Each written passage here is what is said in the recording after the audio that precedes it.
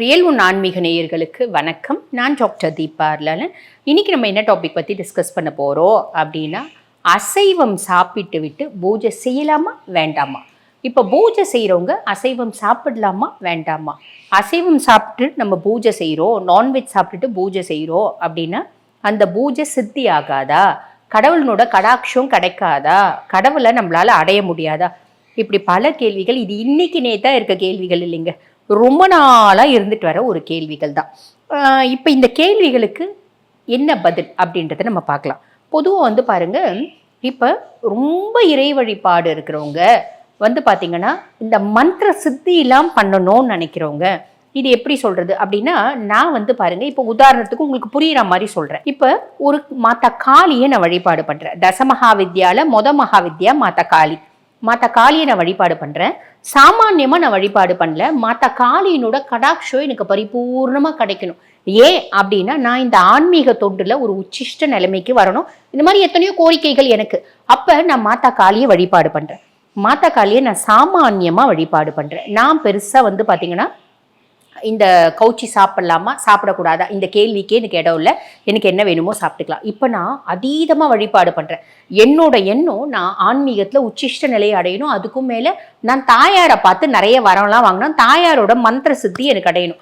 இது நடக்குமா? நடக்கும். இந்த காலத்துலேயே நடக்கிறது உண்டு. நான் மந்திரம் அதீதமாக வந்து பார்த்தீங்கன்னா ஜபிக்கும் போது எனக்கு மந்திர சித்தி கிடைக்கும். அப்போ வந்து தாயார் முதல்ல கனவுல வருவா, அதுக்கப்புறம் நேர்லேயே வருவா, அதுக்கப்புறம் நான் கேட்கறது கொடுப்பா. இதெல்லாம் இந்த காலத்துலேயே நடக்கிற மாதிரி அங்கே இருக்குது. எங்க விக்ரமாதித்தன் தாயாரை பார்த்தா மாதிரி இந்த காலத்துலேயும் மனுஷால் வந்து தாயாரை பார்க்க முடியும், அவங்களோட வழிபாடுனோட வீரியத்தினால. சரி, அந்த மாதிரியெல்லாம் நான் பண்ணுறேன் அப்படின்னா நான் வந்து பாருங்க, ஆரம்பிக்கும் போதே சங்கல்பம் எடுத்துக்கணும். என்ன சங்கல்பம் எடுத்துக்கணும்? அப்படி எடுத்தாதான் அது சித்தியாகும். நான் என்ன சங்கல்பம் எடுக்கணும்னா, என் நாவுக்கு சுவையான விஷயங்களை ஒதுக்கி வைக்கிறேன். நல்லா தெரிஞ்சுக்கோங்க, நாவிற்கு சுவையான விஷயங்களை ஒதுக்கி வைக்கிறேன். என் உடலிற்கு சுகமான விஷயங்கள், என் உடலுக்கு சுகமான விஷயங்கள் அப்படின்னும் போது எங்க காமம் வந்துடும். காமம் தாம்பத்தியம் அப்படின்றது வந்துடும். காமம்ன்றது ஒரு வந்து பார்த்தீங்கன்னா நியாயமான காமம் அப்படின்றது கணவனோட இருக்கிற தாம்பத்தியம். அநியாயமான காமம் அப்படின்றது நம்மளுக்கு எக்ஸ்ட்ரா மேரிட்டல் அஃபேர்லாம் சொல்றாங்க பார்த்தீங்களா, அது. ஆனால் இந்த மாதிரி ஒரு உச்சிஷ்ட நிலையை அடையும் போது நான் சங்கல்பம் எடுத்திருக்கேன். நான் என் உடலுக்கு சுகமான விஷயங்களை ஒதுக்கி வைக்கிறேன், நான் தியாகம் பண்ணுறேன், ஒதுக்கி வைக்கிறேன். நாவிற்கு சுவையான விஷயங்களை ஒதுக்கி வச்சுட்டேன். உடலுக்கு தேவையான அத்தியாவசியமான சுகமான விஷயங்களை நான் ஒதுக்கி வைக்கிறேன். நான் என்னோட எல்லா ஒரு கம்ஃபர்ட் ஜோன் அப்படின்னு சொல்லுவாங்க பார்த்தீங்களா, என்னோட எல்லா சுகங்களையும் விட்டுட்டு நான் உனக்காகவே இந்த வழிபாடு பண்ணுறேன். அப்படின்னா என்ன அர்த்தம்? நான் பெட்டில் தூங்க மாட்டேன். நாவுக்கு ருசியா இந்த பூண்டு வெங்காயம் இதெல்லாம் ஒதுக்கி வச்சிடுவேன். சாத்வீக உணவு எடுப்பேன். வெறும் பழமும் பாலும் மட்டும் குடிப்பேன். இது சாயங்காலம் 6 மணிக்கு வேலை. ராத்திரி ஒரு நேரம் உணவு சாப்பிடுவேன். அந்த ஒரு நேரம் உணவும் வயிறு ஃபுல்லும் சாப்பிட மாட்டேன். இப்படி பல தியாகங்கள் பண்றேன். எனக்கு மந்திர சித்தி டக்குன்னு கிடைக்கிறதுக்கு, சட்டுன்னு தாயாரோட கடாட்சம் கிடைக்கிறதுக்கு. பூமி சாயா அப்படிம்பாங்க, பூமியில ஒரு விரிப்பை வச்சு படுத்துப்பேன். அதுவும் எந்த இடத்துல மந்திர ஜபம் பண்றனோ அங்கேயே படுத்துப்பேன். ஓகேங்களா? இந்த மாதிரி நான் எனக்கு உன்னோட சித்தி கிடைக்கிற வரைக்கும் செய்யறேன் அப்படின்னு நான் சங்கல்பம் எடுத்துட்டு செய்யறேன். அப்படின்னா நான் வந்து அந்த நாவிற்கு சுவையான விஷயம், நான் நல்லா கவுச்சி சாப்பிடுவேன். டெய்லி வந்து வாரத்தில் 2 நாள் நான் கவுச்சி சாப்பிடுவேன். கவுச்சினா என்ன? நான்வெஜ் சாப்பிடுவேன், அசைவம் சாப்பிடுவேன். இப்போ நான் ஒதுக்கி வைக்கிறதுல அர்த்தம் இருக்கு. சரிங்களா? அப்போ இந்த மாதிரி எல்லாம் நான் செய்யறேன். நான் அசைவம் சாப்பிட்டுட்டு இறை வழிபாடு செய்யக்கூடாது. நான் ஏன்னா நானே சங்கல்பம் எடுத்துட்டேன், நானே வேண்டுதல் எடுத்துட்டேன். தாயார்கிட்ட சொல்லிட்டேன், நான் இதெல்லாம் பண்றேன், அதனால நீ எனக்கு வந்து சட்டுன்னு வந்து உன்னோட கடாட்சத்தை கொடு அப்படின்னு. நான் இதெல்லாம் இதே தாயாரை நான் வழிபாடு பண்றேன், நான் சித்தி பண்ணணும்னு நான் ஆசைப்படுறேன். சில நியமங்கள் இருக்கு. பூமி சாயா, பூமியில படுத்துக்கணும், தாம்பத்தியத்தை ஒதுக்கி வைக்கணும் அப்படின்றது இருக்கு. பட் இருந்தாலும் அந்த தாம்பத்தியத்தை பத்தி நான் யோசிக்காம, நான் பலமுறை தாம்பத்தியம் இருந்து கூட தாயார் அடைஞ்சவங்க எத்தனையோ பேர் இருக்காங்க. அசைவம் சாப்பிட்டுட்டு நான் எதுவுமே சங்கல்பம் எடுக்கல. அப்போ நான் எதுனாலும் செய்யலாம். அசைவம் சாப்பிட்டுக்கலாம், தாம்பத்தியம் இருந்துக்கலாம், நியாயமான தாம்பத்தியம் கணவனோட மனைவியோட இருந்துக்கிறது. புரியுதுங்களா?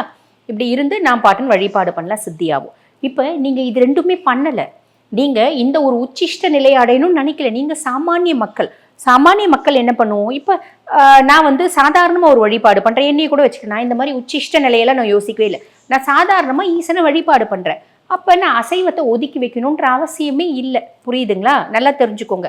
அசைவம் சாப்பிட்டா இது வந்து பாருங்க, நம்மளுக்கு இறை ஆற்றல் வந்து சித்தி ஆகாது, நம்ம இறைவனை அடைய முடியாது அப்படிலாம் கிடையாது.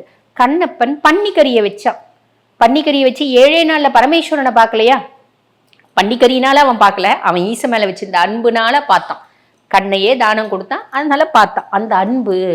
நீங்கள் அசைவம் சாப்பிடுங்க, சாப்பிடாம போங்க, நீங்கள் சாப்பிட்டா வந்து சித்தியாவது அப்படியெல்லாம் கிடையாதுங்க. கடவுளை பொறுத்த வரைக்கும் நீங்கள் ஆத்மார்த்தமான அன்பு அப்படின்றது கடவுள் மேலே வைக்கணும். இருந்தாலும் இந்த அசைவத்தை வேண்டாம் அப்படின்னு ரொம்ப நாளாக ஆன்மீகவாதிகள் சொல்கிறாங்க. அதுக்கான காரணத்தையும் நான் சொல்கிறேன்.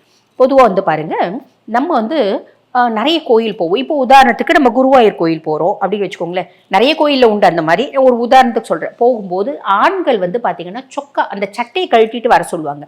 காரணம் என்ன அப்படின்னா, அந்த கோயிலுக்குள்ளே நுழையும் போது அந்த கோயிலினோட நிறைய ஒரு உச்சிஷ்ட நல்ல அதிர்வலைகள் அப்படின்றதுக்கும் சொக்கா போட்டு அந்த சட்டையை போடும்போது அதை தடுக்குது அப்படின்றதுனால வெறும் உடம்பு வரும்போது அந்த உடம்பு அந்த ஆற்றல்களை கிரகிச்சுக்கும்.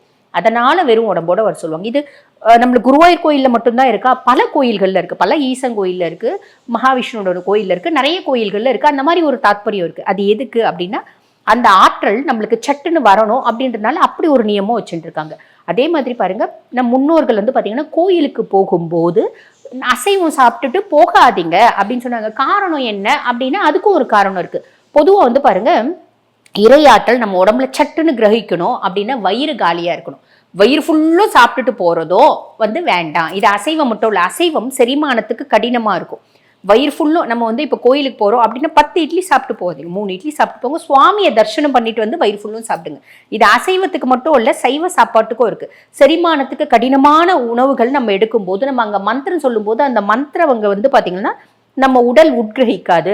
அங்கே இருக்க பயங்கரமான நல்ல ஆற்றல்களை நம்ம உடல் முழுசும் உட்கிரகிக்காது.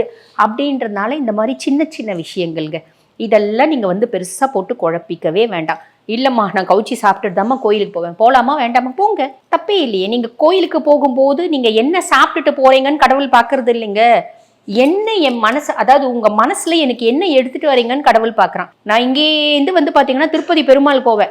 நான் ஒரு வாரம் வந்து உபவாசம் இருந்தேன், கோயிலுக்கு போனேன். அவ்வளோ கஷ்டப்பட்டு உபவாசம் இருந்தேங்க. என் மனசில் பெருமாளே இல்லை. என் மனசில் பெருமாள் மேலே ஆசையே இல்லை. என்னோட எண்ணம் எனக்கு இது வேணும், அது வேணும், இது செய்யணும், அது செய்யணும், அந்த எண்ணம் மட்டும்தான் இருந்துச்சு. அந்த பேராசை மட்டும்தான் இருந்துச்சு. பெருமாள் மேலே ஆசை இல்லை, பெருமாள் மேலே பாசம் இல்லை. அப்போ பெருமாளோட கடாட்சம் உங்களுக்கு கிடைக்காதும்மா. நீங்கள் இன்னைக்கெல்லாம் காலையில் வந்து பாருங்கள் கவுச்சி சாப்பிடுங்க, மதியானம் கவுச்சி சாப்பிடுங்க. ஆனால் பெருமாளுக்கு பெருசாக விரதம் இல்லை. பெருமாள் கிட்ட போகிற பெருமாளே நீதான் எனக்கு எல்லாம் அப்படின்னு மனசுருங்கி கண் கலங்கி என்னோட அன்பை நான் செலுத்துகிறேன். அங்கே பெருமாளோட கடாட்சம் உங்களுக்கு முழுசும் கிடைக்கும்.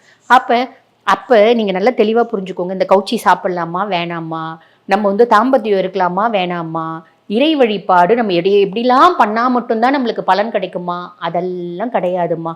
எந்த கடவுளை நீங்கள் அடையணும் அப்படின்னாலும் அந்த கடவுள் மேலே உண்மையான அன்பு பாசம் இருந்துச்சு அப்படின்னா நீங்கள் கடவுளை அடைய முடியும். நீங்கள் கவுச்சி சாப்பிட்டுட்டு போகலாமா வேண்டாமா அந்த கேள்விக்கே இடம் இல்லை. இருந்தாலும் அந்த அதிர்வலைகள் நம்ம உடம்புல இருக்கணும். அந்த உடம்பு வந்து சட்டுன்னு கிரகிக்கணும் அப்படின்றது. நீங்கள் கோயிலுக்கு போயிட்டு வந்து நீங்கள் கவுச்சி சாப்பிடுங்க. இல்லை காலைல கவுச்சி சாப்பிட்றீங்க, மதியானம் கோயிலுக்கு போயிட்டு வாங்க. மதியானம் கவுச்சி சாப்பிட்றீங்க, சாயங்காலம் கோயிலுக்கு போயிட்டு வாங்க, தப்பு இல்லை. கோயிலில் வந்து கடவுள் நீங்கள் கவுச்சி சாப்பிட்டுட்டு என்னை வந்து பார்க்கக்கூடாது, நான் வந்து பார்த்தீங்கன்னா என்னோட கர்ப்பகிரகத்தினோட கதவை மூடிடுவேன் அப்படிலாம் சொல்லவே இல்லை. புரியுதுங்களா? நிறைய நியமங்கள் மனுஷங்களால் உற்பத்தி பண்ணப்பட்டவை. எந்த நியமங்களும் கடவுள் சொன்னது கிடையாது. பலவிதமான சாஸ்திரங்கள் நம் முன்னோர்கள் கொண்டு வந்தது இந்த மாதிரி சின்ன சின்ன காரணங்களுக்காக தானே தவிர, அது வந்து அந்த காரணங்கள் எல்லாம் நம்ம செஞ்சா மட்டும்தான் நம்ம கடவுளை அடைய முடியும் அப்படின்றது உண்மை கிடையாது. நான் உங்களுக்கு முடிஞ்ச வரைக்கும் புரிய வைக்க ட்ரை பண்ணியிருக்கேன். புரியுதுங்களா? ஆக உண்மையான அன்பை மட்டும் கடவுள்கிட்ட செலுத்துங்க. வேற எதை பற்றியும் கவலைப்படாதீங்க. விருப்பம் இருக்கா சாப்பிடுங்க, தப்பே இல்லை. நீங்கள் சந்தோஷமாக நல்லா சாப்பிட்டுட்டு திருப்தியாக நல்ல ஒரு ஹாப்பியாக வந்து என்னை தரிசனம் பண்ணுங்க அப்படின்னு தான் கடவுளும் எதிர்பார்க்குறேன். நீங்கள் வயிற்ற காயை போட்டுட்டு நீங்கள் வந்து பார்த்தீங்கன்னா வாயக்காயை போட்டுட்டு தண்ணி குடிக்காம கஷ்டப்பட்டு வந்து என்னை பாருங்க அப்படின்னு எந்த கடவுளும் ஆசைப்படுறது இல்லை.